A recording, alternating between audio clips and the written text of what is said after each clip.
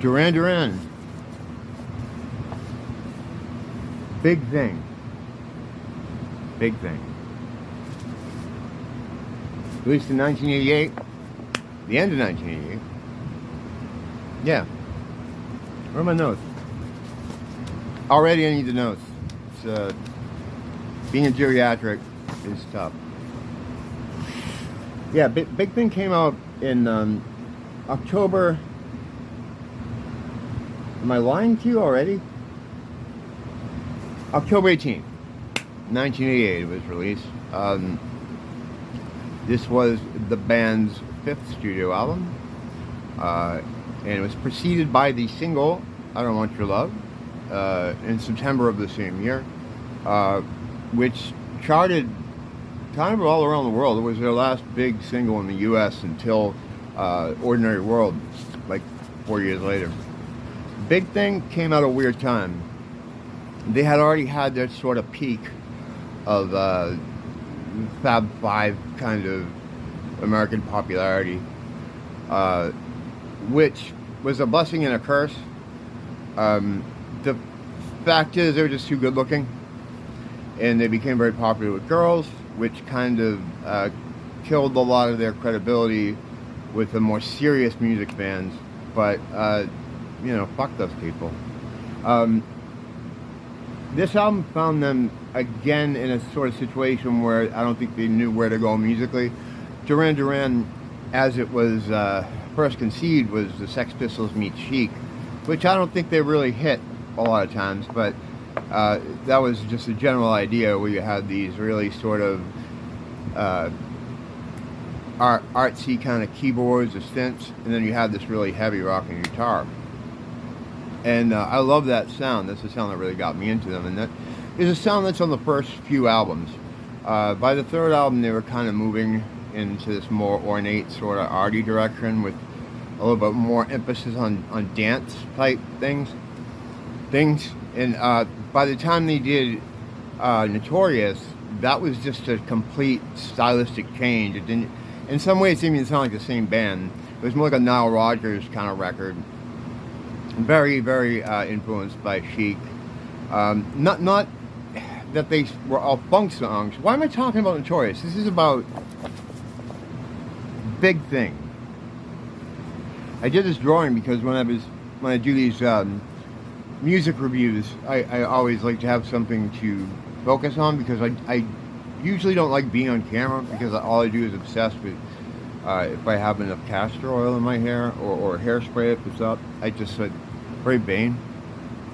So this album is kind of split into two parts. There is a side A for old people, or the first half of the album is more like the singles, and they're more dance orientated, pop orientated. And the second side is almost like a prog album. It's like a suite of songs that kind of go together, like slower kind of atmospheric songs. So side one, we get the song Big Thing it starts off with, which is this sort of ominous kind of chanting, strange machine coming across the fucking, you know, horizon with these big vocals. It's really cool. It's almost like a commentary on, hey, this next big thing, or this next pop, or at least that's what I get from the lyrics. They're a bit cynical. And if anyone had the right to be cynical at this period, it would be these guys. You know, they just went through a strange roller coaster, and they were now going into the valley and trying to figure out what the hell was going on.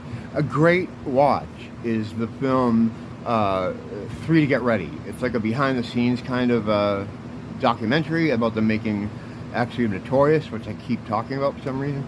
And that shows a lot of what's going on in their minds. Like, they're worried about legacy at this point.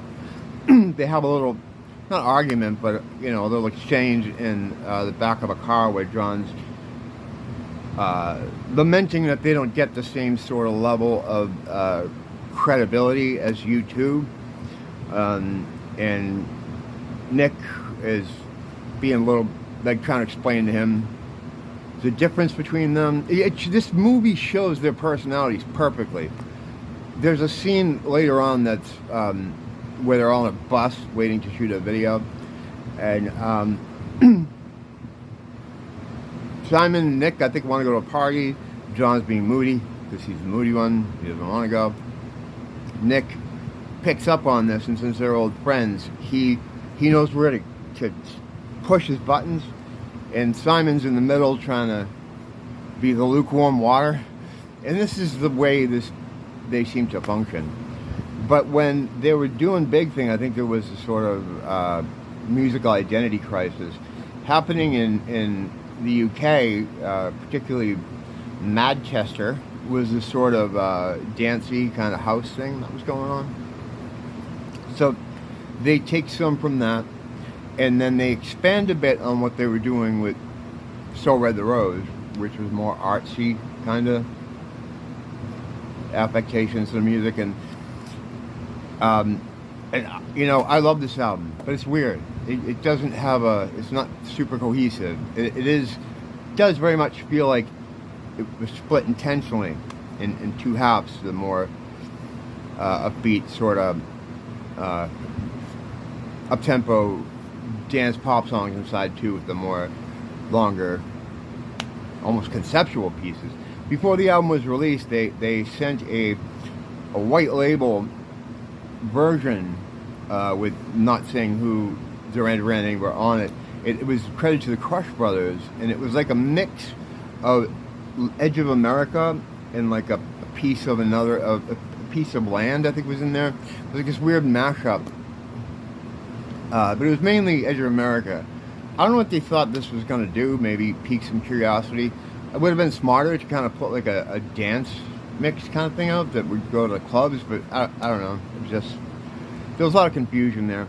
Around this time too, they also changed the band's name from Duran Duran to Duran Duran. One word. It just is an example of what was the confusion that was happening. So the album starts out, as I said an hour ago, with Big Thing, and it goes right into I Don't Want Your Love, which was the first single, which was the last like big song they had in a while. And I remember I was a fan at the time, but I was a little bit cooled off at this. Once Andy left, I was a little bit like, and I didn't really get Notorious at the time. I liked it, but so I wasn't expecting a lot.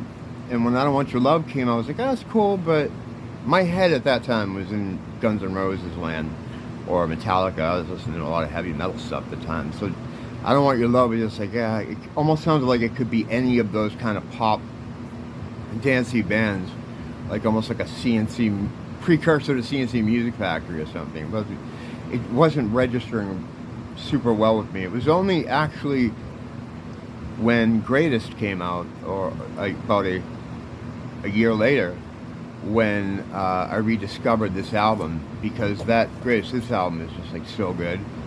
The track listing and the way it was all sequenced, that it got me into this album. And one of my friends, she was really into it too, into Big Thing, and got me into it. I like side 2 more, just because I like the way it all hangs together. I'm a Genesis fan, and I can hear a sort of almost Genesis-esque kind of thing going on here, where they kind of connect the songs together, like a suite. But the first side, finishing that off, track 3, All She Wants Is, which ended up being the second single from the album. Really cool, just like this weird drone. And I think it got some play in the dance clubs, but it wasn't very, commercial, I don't think. It wasn't a commercial type song. It was a strange choice for single, as was the third single, Do You Believe in Shame, which kicks off side 2. And it's a song about a friend of Simon's that had died, the same friend that he talked about in Ordinary World. He's had 3 songs, like a 3-song trilogy about his friend that died, and it begins with Do You Believe in Shame. Some people thought it was supposed to be Andy Warhol, and I thought that too for a long time, but I guess it's about his buddy. After Ordinary World, the third song of this trilogy is Out of My Mind, from Medazzaland, which is a great album and a great song. But anyway, side 2, you get track 4 is Too Late Marlene, which is to me sticks in my mind because it sounds like someone went into the mall in the 80s in the organ store and just pushed a button, you know, or your Casio. It's like this strange sort of, not salsa, but what word am I looking for? I don't know. It's like a waltz, like this weird, like someone just pushed the automatic play on it. But it's great. I like every song on this album. I don't think this is a dog here. I mean, there are two like interludes which don't really add much. They're just kind of weird little sound things. But Too Late Marlene's great, even with the Casio preset. Side one is rounded off by Drug, or that first half of the album. It's rounded off by Drug, which is a song that JT wrote, and he wasn't happy with the mix on the album.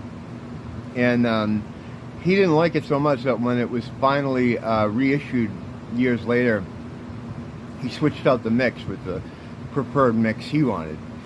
And I don't think it's any different. It almost sounds like Miami Sound Machine, this song. It's probably my least favorite. I still dig it because it's like an earworm.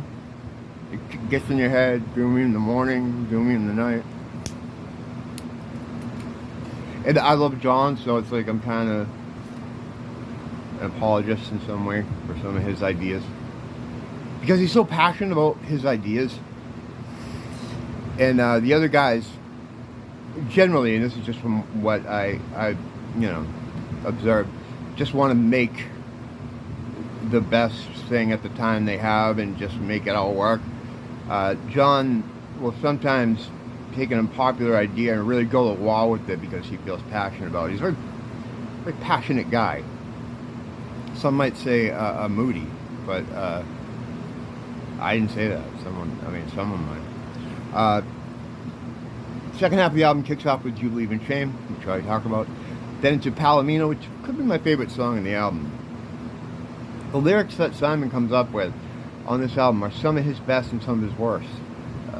And the bad things are just a couple little lines that don't make sense, or not that they don't make sense, just weird. Sometimes I feel like he goes weird just to be weird, but lyrically this album's really good. After Palomino, which has this really cool, Palomino's got this really cool horse sound in it, Palomino. And I don't know how it's achieved. It's some kind of, Nick, I'm sure, did something. It sounds like a guitar kind of phaser effect played through maybe his keyboards or something. I know they had a lot of new technology for this album. In 1987, a lot of new stuff came out. The Fairlight became easier to use, and derivative type instruments like that, synthesizer stuff. And the problem is a lot of bands at that time who were like, oh, this is cool. They just threw it on their albums without really understanding how it works. Pink Floyd did this, and a bunch of other bands at the time. Yeah, Nick is the master of this kind of stuff. So even though some of it feels a bit dated, it gets by because he's just so good. He's so creative, and he knows what he wants out of the sounds. And the band didn't fall prey to that new technology 80s boom that a lot of other groups did, because Nick had the good taste in the mind to navigate it. And that's why he is the controller. Yeah, Interlude 1 is next. It's just this weird little, it's not weird, it's cool. It's like 34 seconds of, it's this, I don't really have much to say. I don't know what you call it. Then you got Land, great song. It's one of those sort of atmospheric type of, I always, maybe it's just lazy thinking, but I always fall into these things like, oh, it's a Lonely in Your Nightmare type of song. It's that kind of thing, that sort of melancholy, slightly kind of wistful, yearning. Simon's working some stuff out, great. Land's great. Then Flute Interlude, which is just as bad as it sounds. It's just the flute.